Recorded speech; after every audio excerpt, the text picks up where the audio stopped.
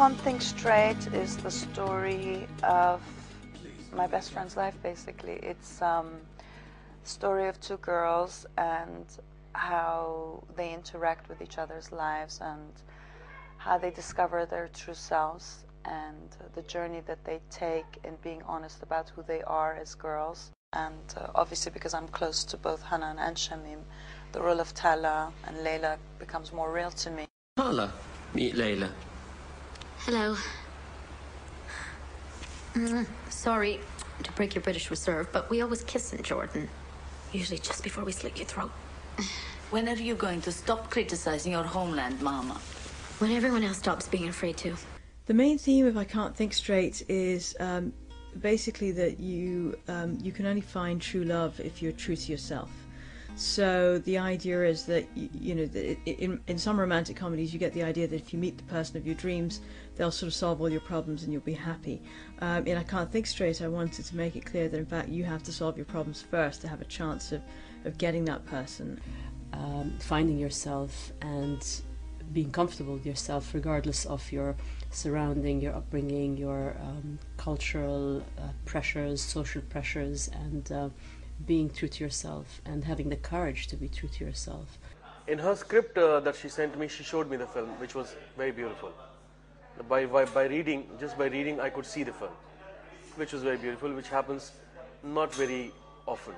I think it's a rather beautifully told story about sexual awakening, something quite universal, whether you're heterosexual or gay or what. There are various elements that I guess people might find controversial that tend to be traditionally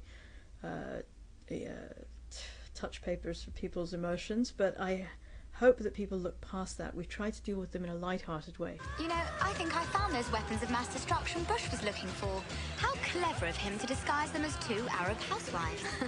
Coming from a Middle Eastern background for both Layla and Tala shows how just being different and seeking happiness has made everyone uncomfortable with the situation. It's not meant to offend or to provoke, it's meant to stimulate and to open up. Don't they do small talk in the Middle East? This is small talk in the Middle East. For serious debate, we move on to politics. Being Jewish and Hanan being Palestinian never entered my mind as a pro or a con, but I think the more people comment on it, the more we realize how lucky we are that we can supersede the world's differences. I was a little skeptical because dealing with the the subject that it does, it's a taboo in India. It's a huge taboo. What did I miss? I'm gay. But I've only been gone 2 hours. You always said you just wanted us to be happy. I lied. The shoot of this was frenetic. It was just crazy, as all shoots are, because you sort of start at, 5 in the morning, you finish at some unspecified, ungodly hour, and then do it all again the next day. So it was a real baptism of fire for me.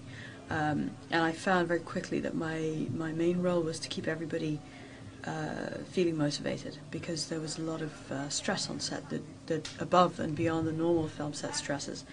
And it was very important to me to try and keep the actors comfortable and feeling secure that they had a place where they could release and do good work. So it was challenging, but I actually wouldn't trade it for the world, because it gave me the confidence to feel that I could actually make a film under pretty much any conditions.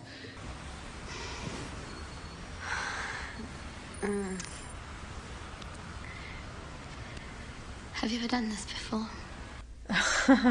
Filming the love scenes on I Can't Think Straight was, for me as a first-time director, I think I was more terrified than anybody that particular day on set. I knew what I wanted conceptually from them. I wanted something erotic, something sensual, something that expressed really the love between these two women.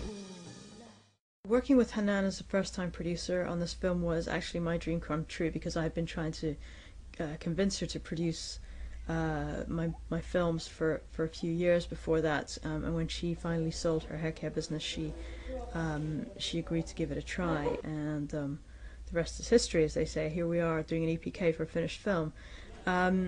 And she's been just an incredible support. She's been there creatively from the beginning.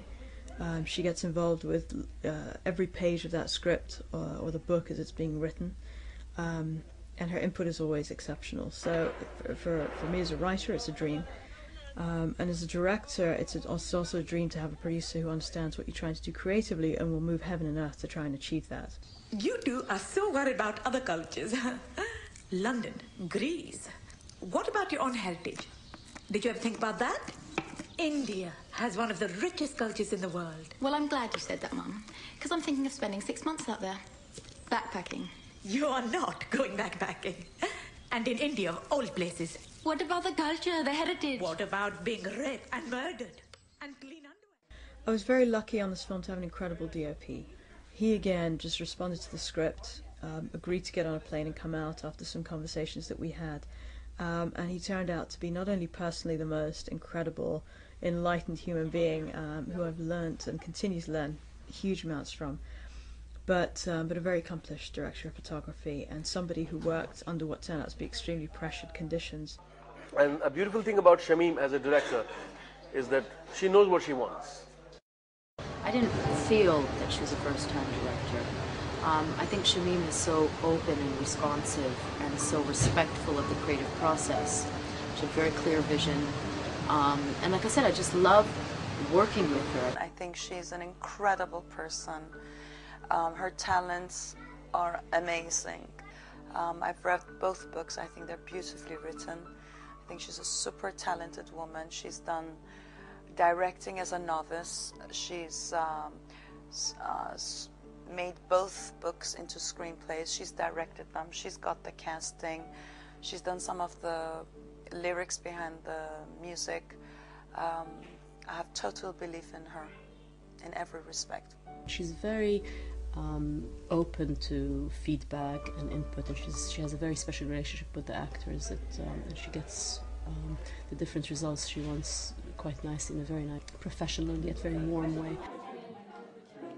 Shamim, you know, it's great about because she's the writer as well, so you have an insight, I think, into the story and the subtext that you wouldn't necessarily have so clear. I think that Shamim has, she has a great deal of passion. I think it's a really important story that she's telling, and I think she's assembled, a really dedicated team of people around her. So we're all really excited to be doing this.